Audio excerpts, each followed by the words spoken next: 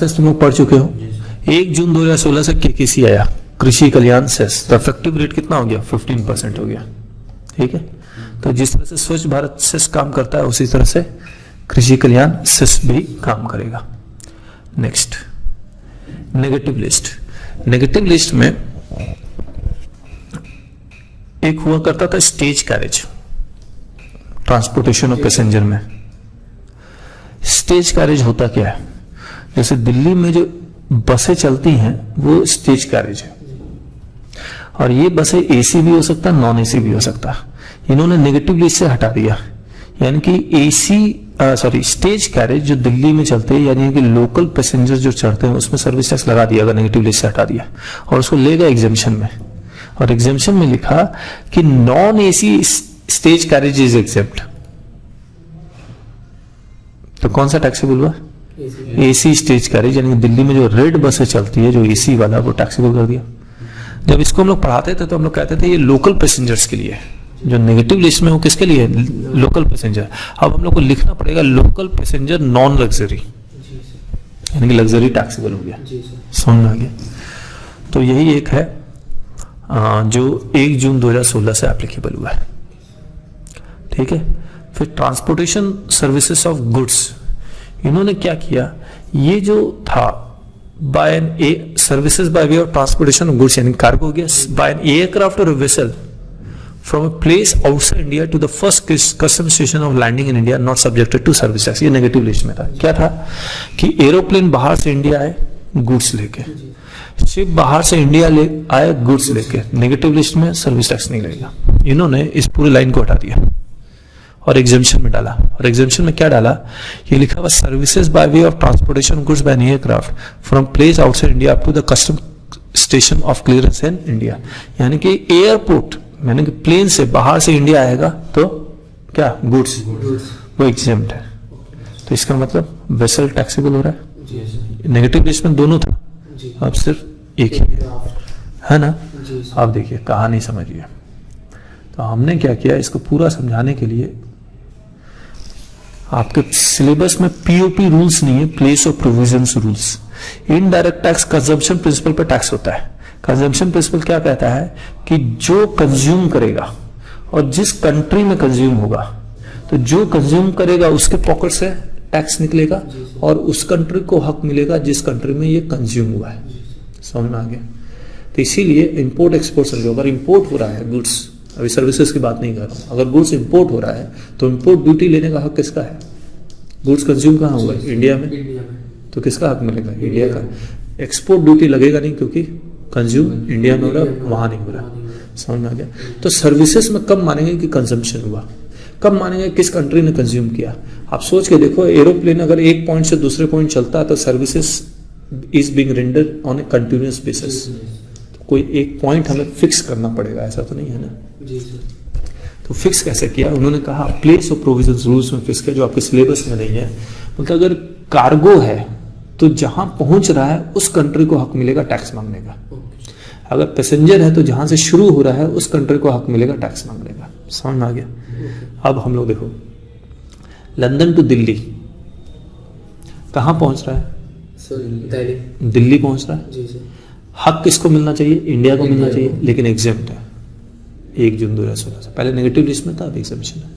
यही एग्जेम्पशन लिखा हुआ। ठीक है। दिल्ली टू लंदन, लंदन को तो एग्जेम्पशन का मतलब ही नहीं बनता, टैक्सेबल ही नहीं है। मुंबई टू दिल्ली टैक्सेबल होगा, एग्जेम्पशन नहीं है। समझ में आ गया? अब पैसेंजर की बात करते हैं। पैसेंजर में ऑरिजिन बेसिस जहां से शुरू होगा, London to Delhi, London, Delhi to London, Delhi, तो टैक्सेबल है, कोई एग्जेम्पशन नहीं है। मुंबई टू दिल्ली टैक्सेबल है। समझ में आया? और टैक्सेबल का रेट कितना होगा वो अबेटमेंट में तुम लोगों ने पढ़ा होगा, बिजनेस क्लास और इकोनॉमी क्लास वाला। ठीक है। अब शिप का देखो, कार्गो शिप डेस्टिनेशन है लंदन टू दिल्ली, दिल्ली में टैक्सेबल होगा, एग्जेम्पशन है नहीं, एग्जेम्पशन सिर्फ एयर का था तो टैक्सेबल हो गया। Delhi to London destination taxable है ही नहीं, यहाँ पे टैक्सेबल है at the rate of 15%। Sorry, यहाँ भी अबेटमेंट है। ठीक है। Passenger ship not taxable as per POP rules, origin basis पे लंदन, यहाँ टैक्सेबल हो जाएगा, यहाँ टैक्सेबल, ठीक है। एक था delayed payment on interest on delayed payment of interest, यहाँ पर स्लैब बनाए हुए थे, अब स्लैब नहीं है, ठीक है। अब कहानी ये है, अब ये कहानी ये क्या है मैं आपको बता देता हूँ। हाई वैल्यू एसएससी का कॉन्सेप्ट पहले भी था, अब भी है। अब इसमें लिखा हुआ है कि सर्विस टैक्स, अब आप बताना कौन सा ज़्यादा, किस पे ज़्यादा टैक्स करना चाहिए। मैंने सर्विस टैक्स आपसे कलेक्ट किया और गवर्नमेंट को जमा नहीं करवाया, ये पहला सिचुएशन है। दूसरा, मैंने सर्विस टैक्स कलेक्ट ही नहीं किया तो मैं गवर्नमेंट को जमा नहीं करवाऊंगा। किस पे ज़्यादा टैक्स इंटरेस्ट लगना चाहिए, पहले वाले पे या दूसरे वाले पे? पहले वाले पे। क्यों? क्योंकि मैंने जब सर्विस टैक्स कलेक्ट करने के बावजूद मैंने जमा नहीं करवाया तो गवर्नमेंट को ज्यादा गुस्सा आएगा, ज्यादा इंटरेस्ट, ठीक है। अब मैंने सर्विस तुमसे कलेक्ट ही नहीं किया तो मैं जमा कहां से करवाऊंगा? अब मैं कलेक्ट क्यों नहीं करूंगा?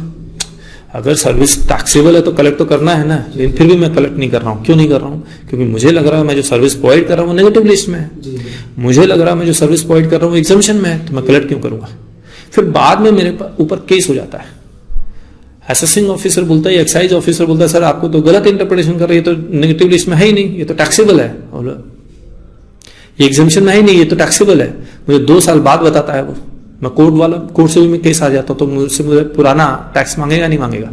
कम। अब इंटरेस्ट भी तो मांगेगा, कम या ज्यादा? कम ना, कलेक्ट ही नहीं किया। समझ में आ गया? तो इसमें हाई वैल्यू एसएससी के लिए 24% और 15%, इसीलिए इतना डिफरेंस है, देख लो, है ना। और हाई वैल्यू एसएससी और जो अदर एसएससी है जिनका aggregate value of taxable service 60 lakh तक है, तो उनके लिए 24 की जगह 21, 15 की जगह 12, ठीक है। मेगा एग्जम्पशन ना हो, services provided by senior advocate, जिस तरह से एडवोकेट का टैक्स ट्रीटमेंट होता है वैसे ही सीनियर एडवोकेट का भी टैक्स ट्रीटमेंट होता है, कोई चेंज नहीं है इसमें। और ये सीनियर एडवोकेट में आप देखेंगे तो बड़े कंट्रोवर्सी रहे थे। सीनियर एडवोकेट और एडवोकेट में फर्क क्या है? वही फर्क है जो एसोसिएट चार्टर्ड अकाउंटेंट और फेलो चार्टर्ड अकाउंटेंट में होता है। जैसे आपको सीए बन गए, आपको एसीए मिल जाता है, 5 साल की प्रैक्टिस के बाद एफसीए मिल जाता है। इसी तरह से एडवोकेट और सीनियर एडवोकेट में ये सीनियर एडवोकेट की उपाधि कुछ एक्सपीरियंस के बाद हो सकता है, 15 साल 20 साल, कोई लॉ नहीं है इसका। ये हाई कोर्ट और सुप्रीम कोर्ट डिसाइड करके दे देता है, ठीक है। तो सीनियर एडवोकेट सेम है, business other than business entity exempt है, और एडवोकेट की सर्विसेज बेसिकली एग्जेम्पशन है किस लिए? सीए सीएमए की सर्विसेज को वो टैक्स कर दिया। उस वक्त एडवोकेट की सर्विसेज को उन्होंने कभी टैक्स नहीं किया। सिंपल रीजन था बिकॉज एडवोकेट वे are providing services on social nature. Murder का केस लड़ रहा है ना, प्रॉपर्टी डिस्प्यूट लड़ रहा है, डाइवोर्स केस लड़ रहा है, तो उसको टैक्सेबल होना चाहिए, सोशल सर्विस है। तो जो सीएस की लॉबी थी, बोले कि सर ऐसा है, हमारी सर्विसेज को टैक्सेबल किया, बोला कमर्शियल सर्विस प्रोवाइड कर रहे हैं। तो इन्होंने कहा भैया एडवोकेट भी तो कमर्शियल सर्विस प्रोवाइड करते हैं, उनको भी टैक्स करो। तब चिदम्बरम साहब ने कहा, बोला हाँ ठीक कह रहे हो। तो वो भी इसीलिए डाला कि the advocate is providing services to a business entity, तो कमर्शियल सर्विस ऑटोमेटिकली हो गया। मतलब कौन से बिजनेस एंटिटी जिनका टर्नओवर पिछले साल में 10 लाख से ज्यादा है, इसीलिए कॉन्सेप्ट बिजनेस एंटिटी का आया था, ठीक है। रिवर्स चार्ज ये सब एप्लीकेबल है। ये स्टेज कैरेज मैंने आपको नेगेटिव में अभी बताई दी आपको। अबेटमेंट, स्टेज कैरेज में, इसी स्टेज कैरेज में जो रेट ऑफ सर्विस टैक्स है वो 15% नहीं है, अबेटमेंट है 60% का, तो 40% टैक्सेबल है, तो 40% और 15% 6%, ठीक है। मुबारक हो।